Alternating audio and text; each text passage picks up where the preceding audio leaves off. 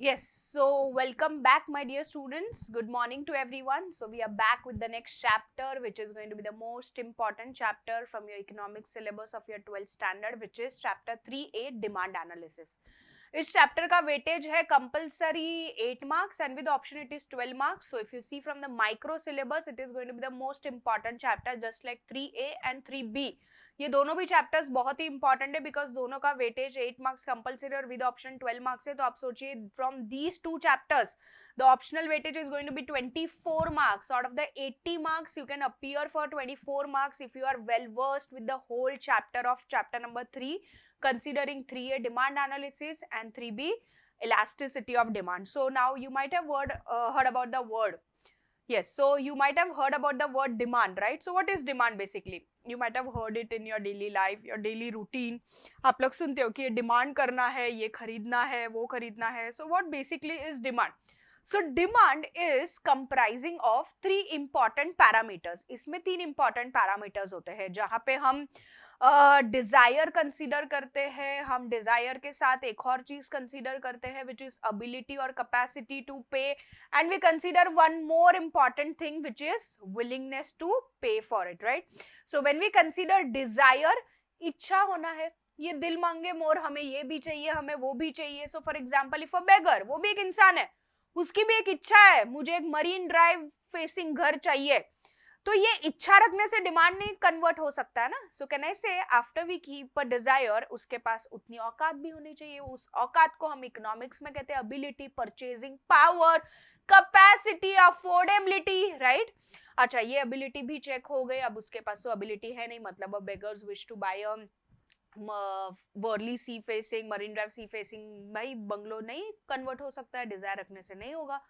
Then if we consider, if we are considering a miser, एक मारवाड़ी, एक कंजूस इंसान, सॉरी नॉट मारवाड़ी, ये आप लोगों ने बोल रहे हो मारवाड़ी, नहीं नहीं ऐसा बोला जाता है भाई, माइजर, कंजूस, मारवाड़ी, ऐसा आपको पॉइंट पिन पॉइंट करके नहीं बोल रहे हो, ऐसे बहुत सारे एक्सेप्शनल केसेस होते हैं. They are very rich. The miser is very rich. He has got a desire for buying a BMW. He has got that ability as well. But वो क्या सोचता है, जी नहीं कर रहे यार इतना वापरने के लिए, छोड़ना है यार, हम मारुति डिजायर से काम चला लेंगे. वैसे भी खड्डों में रास्ते हैं, तो यार हमारी गाड़ी नुकसान हो जाएगा, उससे अच्छा चलना 4 पहिए की गाड़ी खरीदनी है, ट्रैवल ही करना है, one destination to another destination ही पहुंचना है, तो हम गाड़ी से, मारुति डिजायर से काम चला लेंगे. Why do we want to go for, मतलब डिजायर होने से, एबिलिटी होने से भी डिमांड में कन्वर्ट नहीं हो सकता. There is that important parameter which is willingness to pay for it, right students? So just to have the quick synopsis, so you can see over here the example which is very much self-explanatory over here. So the girl is having that desire, she has the money to purchase it. Is she willing to buy? Yeah, she is willing to buy, and therefore she is having the desire to buy a bag, she is having the ability and she is having willingness as well. That means her want of buying a new bag can be converted into demand. See the another example.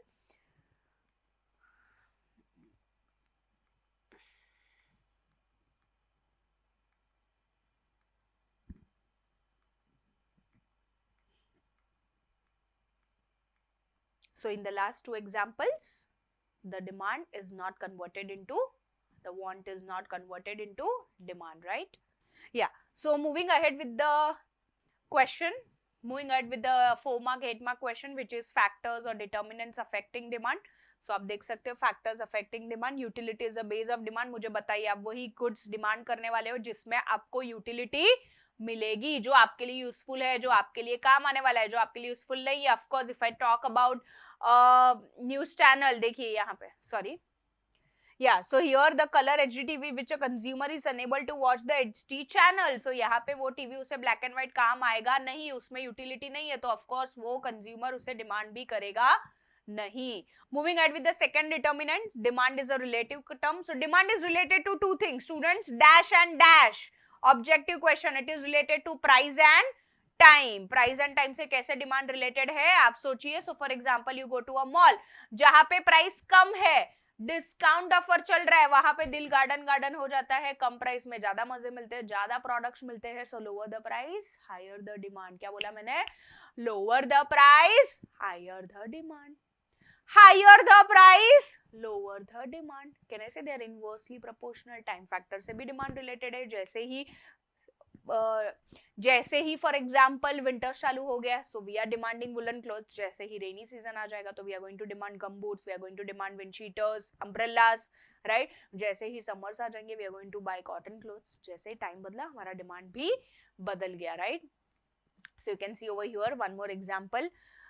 Yeah, so the price is mentioned, the demand is mentioned, month, time, demand सब कुछ mention किया हुआ है. So can I say here when the time changes, the price changes, and then accordingly the demand is also going to change. So therefore demand is related to the factor price and time. Come on, moving ahead with the definition of demand. सो चलो ये आपको fulfil करना है. Dash of a commodity, desire of a commodity. भाई backup किसका होना चाहिए? सिर्फ डिजायर से काम चलेगा नहीं. सो किसका बैकअप होना चाहिए?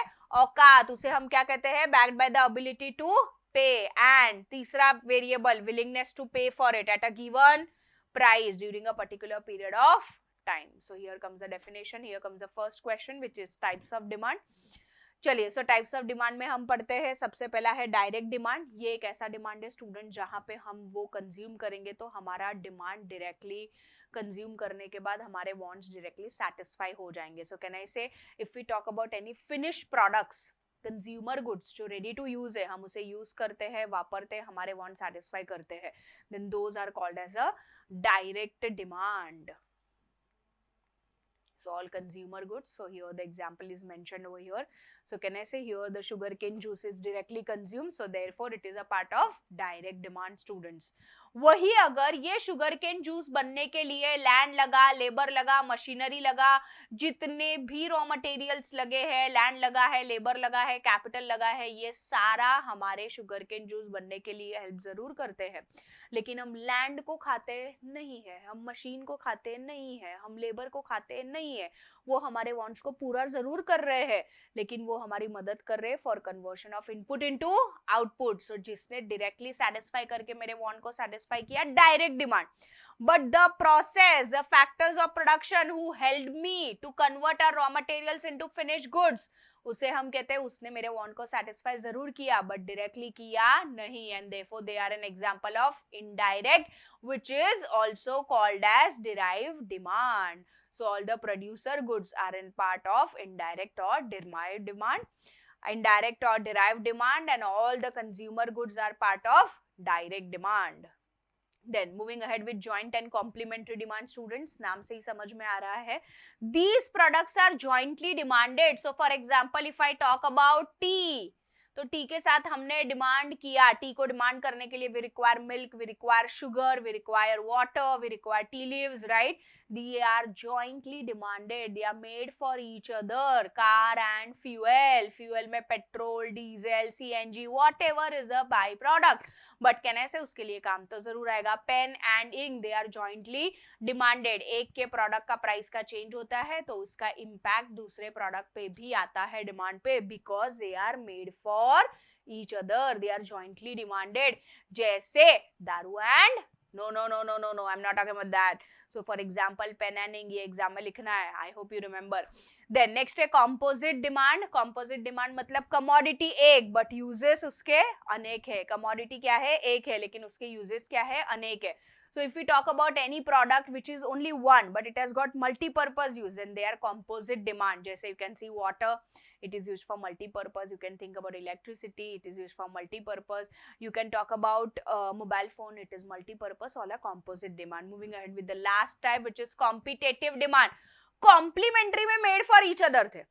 Competitive में तू नहीं तो कोई और ही सही, कोई ना कोई तो आ ही जाएगा, कोई ना कोई प्रोडक्ट तो मिल ही जाएगा, पूजा नहीं तो मजाक कर रही हूँ. I am talking about the product, student. So competitive demand में if you talk about tea नहीं है तो कॉफी से काम चल जाएगा. अच्छा, अगर समोसा नहीं है तो वड़ा से काम चल जाएगा. पेप्सी नहीं है तो थम्स अप से काम चल जाएगा. So here you can see the example. If it's tea not available, it's absolutely fine, we can compensate it. We can have some other substitute product. है जियो का प्रॉब्लम है, हाँ ठीक है, नेटवर्क इशू है, चलो वीआई से काम चल जाएगा, एयरटेल से काम चल जाएगा. So competitive demand when the products are in competition with each other. So यहाँ पे question number 1 ends types of demand which is more over an objective oriented question. चलो, let us move ahead with the next question in the next module, in the next video. Till then, like करो, subscribe करो, घंटी बजाना मत भूलना, अपने दोस्तों की मदद कीजिए.